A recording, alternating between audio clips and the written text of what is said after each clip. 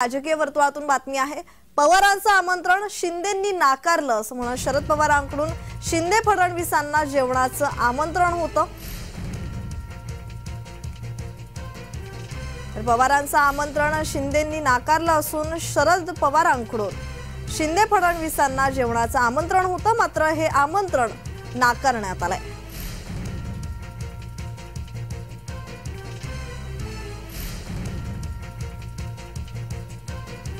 तर येत्या निवडणुकांच्या पार्श्वभूमीवर राजकीय वर्तुळात हालचालींना वेग आलेला आहे। अनेक घडामोडी घडताना दिसतायत। तर आताची महत्त्वाची बातमी ती म्हणजे शरद पवारांचं आमंत्रण शिंदेंनी नाकारलंय, तर शरद पवारांकडून शिंदे आणि फडणवीसांना जेवणाचं आमंत्रण होतं।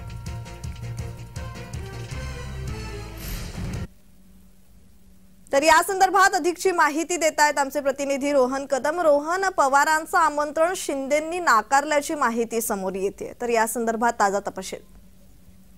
प्रज्ञा, खरं तर आताच्या घडीची ही सगळ्यात मोठी बातमी आहे। खरं तर उद्या जी आहे ती मुख्यमंत्री एकनाथ शिंदे, उपमुख्यमंत्री देवेंद्र फडणवीस हे बारामतीला जात आहेत आणि बारामतीला जाऊन आल्यानंतर त्यांचं निवासस्थानी जे शरद पवारांचं निवासस्थान आहे गोविंद बागेमध्ये, त्या ठिकाणी भोजनाचं आमंत्रण जे आहे ते काल शरद पवारांकडून देण्यात आलेलं होतं, परंतु नियोजित व्यस्त कार्यक्रमामुळे जो आहे ते जेवणाला येऊ शकत नाही, अशा प्रकारची भूमिका जी आहे ती मुख्यमंत्री एकनाथ शिंदेंनी आता एक पत्राद्वारे शरद पवार यांच्याकडे केलेली पाहायला मिळते। खरं तर शरद पवार यांच्या घरी जेवायला गेल्यानंतर राज्याच्या राजकारणामध्ये जे येते मोठ्या चर्चा सुरू होतील, मोठं राजकीय वळण जे आहे ते वेगळं होऊ शकतं, अशा प्रकारची वाच्यता जी आहे ती राजकीय वर्तुळामध्ये केली जात होती। त्यामुळेच एकनाथ शिंदेंनी हा निर्णय घेतला असं देखील सांगितलं जातं। एकनाथ शिंदेंनी जारी केलेलं पत्र जे आहे ते एक्सक्लुझिव्ह जय महाराष्ट्राच्या हाती आता लागलेलं आहे। अगदी काही वेळापूर्वी हे पत्र मुंबईमधून मंत्रालयातून जे आहे ते जारी करण्यात आलेलं आहे आणि या पत्रामधून मुख्यमंत्री एकनाथ शिंदे यांनी शरद पवार यांची दिलगिरी देखील व्यक्त केलेली पाहायला मिळते।